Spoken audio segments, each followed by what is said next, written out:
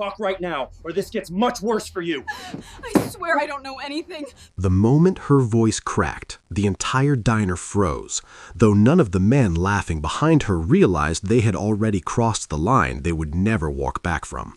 Her hands trembled as the tray slipped slightly, coffee spilling onto the counter, not because she was clumsy, but because 3 men in leather jackets had cornered her between the counter and the stools, whispering threats into her ear while smiling like it was all a joke.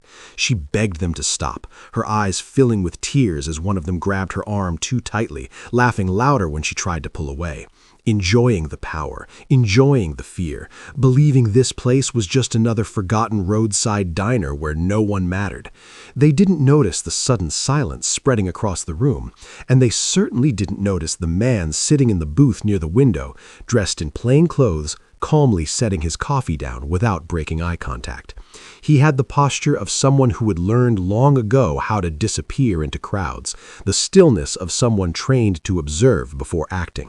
And beside him sat a German shepherd, quiet, alert, eyes locked on the men with a focus that sent a chill through the air. The waitress didn't know it yet, but the moment she cried out was the moment her nightmare ended. One gangster shoved her forward, snarling something cruel, and that was when the man stood up, slowly, deliberately, as if time itself had slowed to watch what would happen next. His voice was calm when he spoke, steady and low, yet it carried across the diner with an authority that made even the jukebox seem to quiet down. "Let her go now." The men turned, sneering at first, sizing him up, seeing only a regular guy and a dog, until they noticed his eyes, cold, controlled, and completely unafraid. The German shepherd rose beside him, muscles tight, ears forward, not barking, not growling, but radiating a warning older than words. One gangster laughed nervously and took a step closer, reaching into his jacket, and in less than a second, the world changed.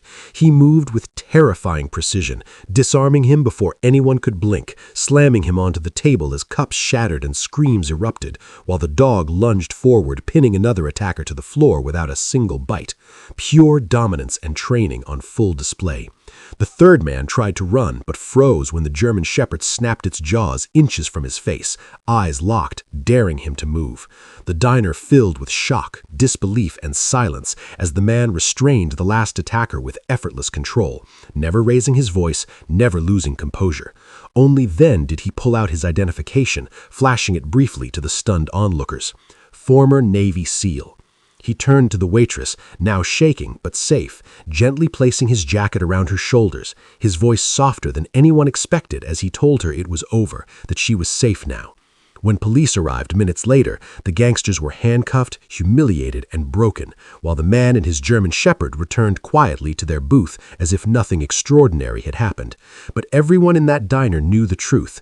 Evil had walked in believing it was untouchable and had walked out in cuffs because it underestimated the silent guardians who never announce themselves but always show up when it matters most.